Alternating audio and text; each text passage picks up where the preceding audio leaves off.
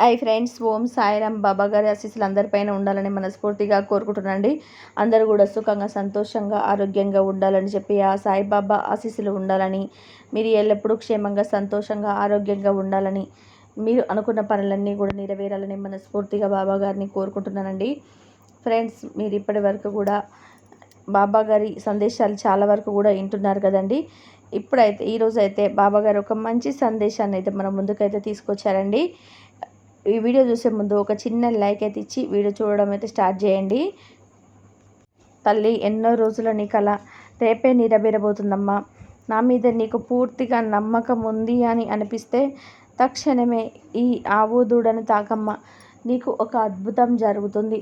నీ జీవితంలో ఏదైతే నువ్వు కావాలి అని కోరుకుంటున్నావో నీ కళను నిజం చేయడానికి ఈ అవకాశాన్ని నీకు అందిస్తున్నాను తల్లి. వెంటనే ఆలస్యం చేయకుండా నేను చెప్పినట్టుగా చేయి తల్లి. ఈరోజు నీకు ఇస్తున్న ఈ సందేశం నీ జీవితంలో అతిపెద్ద మార్పు రాబోతుంది తల్లి. ఎప్పటి నుంచో కోరుకుంటున్న కళ నెరవేరబోతుంది. అదృష్టం కొద్దీ ఈ అవకాశం నీకు అందిస్తున్నాను. నా బిడ్డ ఎంతో అదృష్టవంతురాలు కాబట్టి ఈరోజు ఈ ఆవు దూడను తాకబోతుంది. తాకిన ప్రతి బిడ్డ కూడా నేను అందించిన ఈ గొప్ప అవకాశం ఎవరు కూడా వదులుకోకుండా ఈరోజు నేను ఇస్తున్న ఈ సందేశాన్ని బట్టే నా బిడ్డ మసులుకోవాల్సింది. తన జీవితం ఎంత చక్కగా మారబోతుందో తనకే తెలియకుండా నేను మార్చబోతున్నాను. తల్లి, ఈరోజు నా మీద నమ్మకంతో మనస్ఫూర్తిగా ఈ ఆవు దూడను తాగావు కాబట్టి నీ జీవితం ఎలా ఉండబోతుందో ఇప్పుడు చెబుతాను వినమ్మా. విని పూర్తిగా అర్థం చేసుకో. నీ జీవితంలో మార్పు నువ్వు కూడా ఊహించని విధానంగా మారబోతుంది. సంతోషం నీ వైపే పరుగులు పెడుతూ వస్తుంది. ఎప్పుడైతే నీకు కష్టం అని అనిపిస్తుందో ఆ కష్టాన్ని పోగొట్టడానికి నేను నీ పక్కనే కూర్చొని ఉంటాను. అది నువ్వు గమనిస్తూనే ఉండాలి. ఎప్పుడైతే నువ్వు సాయి అని పలుకుతావో వెంటనే నీకు ఈ సాయి తండ్రి ఏదో ఒక రూపంలో కనిపిస్తాడు. అది నువ్వు చూడాలి, గమనించాలి, గుర్తించాలి. అప్పుడే ఈ సాయి తండ్రి చేసే చమత్కారం నీ జీవితంలో ఎలాంటి మార్పును తీసుకొస్తుందో నీకే అర్థమవుతుంది. ఎన్నడూ కూడా వాదించడానికి ప్రయత్నం చేయవద్దు. 10 మాటలకి ఒక్క మాటతో సమాధానం ఇవ్వు తల్లి. భక్తులు నన్ను ఏ విధంగా భావిస్తారో నేను కూడా అదే విధంగా వారిని అనుగ్రహిస్తాను. నా లీలలు విననిచో సకల రోగాలు నిర్మూలించబడతాయి. వాటిని మనసులో నిలుపుకోవాలి. ఆనందానికి, తృప్తికి ఇది ఒకటే మార్గం. ఎన్నడూ కూడా నీ జీవితంలో కష్టాలు ఉన్నాయి అని 10 మందితో చెప్పుకోవద్దు. ఆత్మీయులతో చెప్పుకొని నీకు కొంతసేపు సేద తీరుతుంది. నీ ఆనందం నా ఖజానాలో మాత్రమే ఉంది. నా ఖజానా 100% ఆనందం మాత్రమే ఇస్తుంది తల్లి. తాబేలు తన మనోనేత్రంతోనే తన బిడ్డలను ఎలా రక్షిస్తుందో అలాగే నేను నా మన దృష్టితోటే నిన్ను కాపాడుకుంటూ వస్తాను తల్లి. నా భక్తులు ఎక్కడ ఉన్నా సరే, ఏమి చేస్తున్నా సరే, లోపల వెలుపల ఎల్లప్పుడూ అతనితోనే ఉంటాను. నా భక్తుని గురించి నేను ఎప్పుడూ ఆలోచిస్తూ ఉంటాను. ఏ రోజైనా నా గురించి ఆలోచించావా? ఒక్కసారైనా నా గురించి ఆలోచించావా? ప్రతిరోజు కూడా నీ కష్టం గురించే ఆలోచిస్తావు. నీ బాధల గురించి మాత్రమే కన్నీరు పెట్టుకుంటావు. నా గురించి ఎన్నో లీలలు చదివాను అంటున్నావు కదమ్మా. ఒక క్షణం నా గురించి ఆలోచించి చూడు. నా భక్తుని గురించి నేను ఎప్పుడు కూడా ఆలోచిస్తూ ఉంటాను. ఎవరు నాకు ప్రియమైన శిష్యులు అని చెప్పుకోవడానికి సాహసించగలరు? అయినా నా గురించి సేవించగలరా? సంతృప్తి గలరా? సేవించగలరా? నా గురువుని సమీపించడానికి నేను ఉనికిపోయేవాడిని. నీకు తెలుసా తల్లి, రాత్రంతా కూడా నాకు నిద్ర పట్టలేదు. నీ గురించి మాత్రమే ఆలోచిస్తూ ఉండిపోయాను. బిడ్డ, ఎవరి మంచితనం ఎలా ఉంటే వారి అభివృద్ధి కూడా వారి జీవితంలో అలాగే ఉంటుంది. నేను అందరినీ కూడా దక్షిణ అడగను. ఆ పకీర్ని ఎవరు చూపిస్తాడో వారిని అడుగుతాను. కానీ బదులుగా నేను వారి దగ్గర తీసుకునే దానికి 10 ఇంతలు ఇవ్వాల్సి ఉంటుంది. నా చరిత్ర పఠనం చేస్తూ ఊది రాస్తూ ఉండు, నీకు నయం అవుతుంది. ఒకవేళ నీ ఆరోగ్యం పట్ల ఎన్నో సంవత్సరాలుగా నువ్వు మదన పడుతూ ఉంటే నేను చెప్పినట్టుగా చెయ్యి. నీ ఆరోగ్యం చక్కగా కుదుట పడుతుంది. నీ కోసం తపన పడుతున్నావా? ఈరోజు చక్కటి ఆవు దూడను తాకావు. ఈ ఆవు దూడ నీకు లక్ష్మితో సమానం. ఆర్థికంగా వెనుకబడి ఉంటే నీ జీవితమే మారిపోతుంది.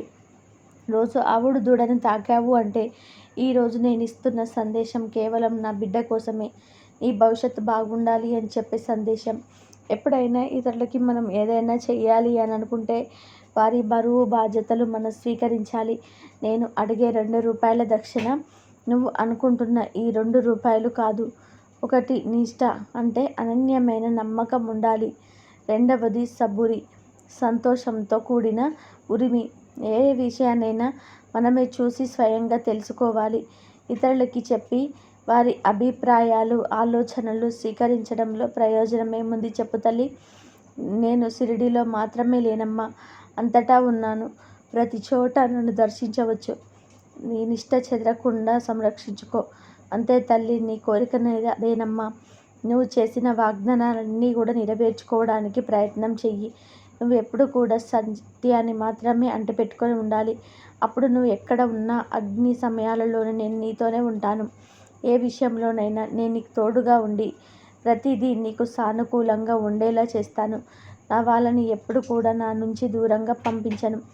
ఈ ప్రదేశం అంటే షిరిడి వారిని కాపాడడానికే ఉంది. ఎవరైతే నాకు 1 సమర్పిస్తారో వారికి 2 ఇస్తాను. 2 ఇచ్చిన వారికి 5 ఇస్తాను. 5 ఇచ్చిన వారికి 10 ఇస్తాను. ఎవరికి కూడా ప్రత్యక్ష గురువు ఉండాల్సిన అవసరం లేదు. అంతా మనలోనే ఉంది. నువ్వు ఏ విత్తనమైతే నాటుతావో అదే ఫలం మనకు ఇస్తుంది. నువ్వు ఎంత ఇస్తావో అదే నీకు వస్తుంది. భయపడకు తల్లి, అంతా సవ్యంగా జరుగుతుంది. నువ్వు నా వద్ద ఊరుకనే కూర్చొని ఉండు. చేయవలసిందంతా కూడా నేను చేస్తాను. మనం ఎవరి కష్టాన్ని కూడా ఉచితంగా పొందకూడదు. ఎవరైతే నన్నే స్మరిస్తూ కేవలం నన్నే నమ్ముకొని ఉంటారో వారికి నేను రుణగ్రస్తుడను. వారికి నేను తలనైనా ఇచ్చేస్తాను అనైతే మన బాబాగారు అంటున్నారండి. ఈరోజు మన బాబాగారు ఏం చెప్పబోతున్నారు అంటే, తల్లి, నీ జీవితంలో ఎంత పెద్ద కష్టం వచ్చినా అది నాపై వెయ్యి. అది నేను చూసుకుంటాను. కష్టాన్ని పక్కన పెట్టు. ముందు నీ కన్నీళ్లను తుడుచుకో తల్లి. నీ బాబా ఉన్నంత వరకు నీ కన్నీటికి కారణమైన వాళ్ళను ఊరికే వదలను. ఈరోజు సంతోషంతో నా మీద నమ్మకంతో ఈ ఆవును తాకావు కదా, ఇక అన్ని సంతోషాలే. ఎప్పుడైతే నువ్వు ఆవును తాకావో అందులో 30,000 కోట్ల దేవతలు ఉంటారు అని నీకు తెలుసు.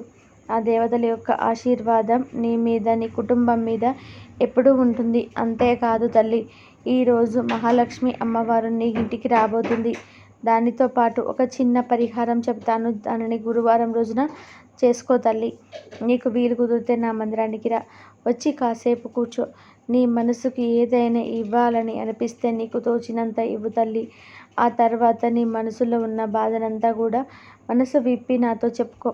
నీ బాధనంతా కూడా పోగొట్టడానికి నేను ప్రయత్నం చేస్తానమ్మా. నేను చెప్పేది గురువారం రోజున చేసుకోవాలమ్మా. నువ్వు ముందుగా బుధవారం రోజున సాయంత్రం 2 గుప్పుల శనగలు నానబెట్టుకో. పూజ చేసేటప్పుడు ఈ శనగలను అక్కడ పెట్టు తల్లి. పూజ అయిన తర్వాత ఆ శనగలను ఆవు దూడకు కానీ కనీసం ఆవుకైనా తినిపించడానికి ప్రయత్నం చేయి తల్లి. ఎందుకంటే ఇలా చెబుతున్నాను, నీ జీవితంలో ఎలాంటి కర్మలు ఉన్నా, ఎలాంటి పాపాలు తెలిసి తెలియక చేసిన కర్మలు ఏవైతే ఉన్నాయో అవన్నీ కూడా సమసిపోవాలని అంటే తప్పకుండా ఆవు దూడకి శనగలు తినిపించు తల్లి. ఇలా గురువారం 5 గురువారాలు కానీ, 7 వారాలు కానీ, 11 వారాలు కానీ, లేదంటే 16 వారాలు కానీ, ఇలా తప్పకుండా ప్రతి గురువారం ఆవు దూడకి శనగలు తినిపించడానికి ప్రయత్నం చేయి తల్లి.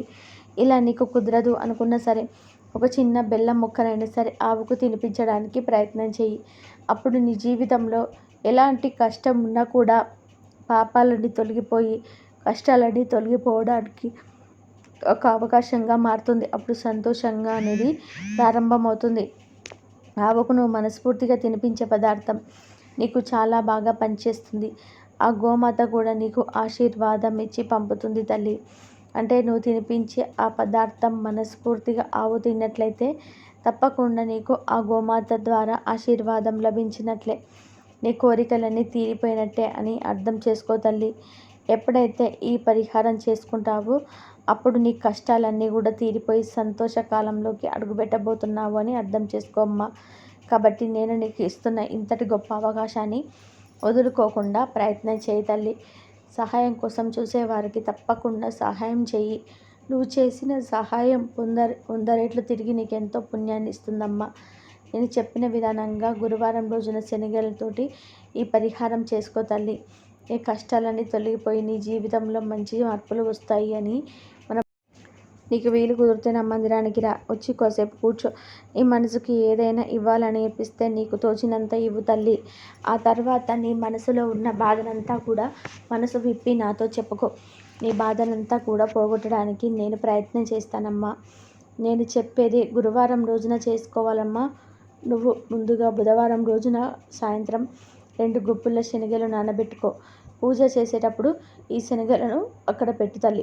నీకంతా మంచే జరుగుతుంది. ఆ శనగలను పూజ అంతా అయిపోయిన తర్వాత ఆవు దూడకు కానీ కనీసం ఆవుకైనా తినిపించడానికి ప్రయత్నం చేయి అని చెప్పి బాబాగారు అయితే ఈరోజైతే గురువారం రోజు ఇలా చేయమని చెప్తున్నారండి.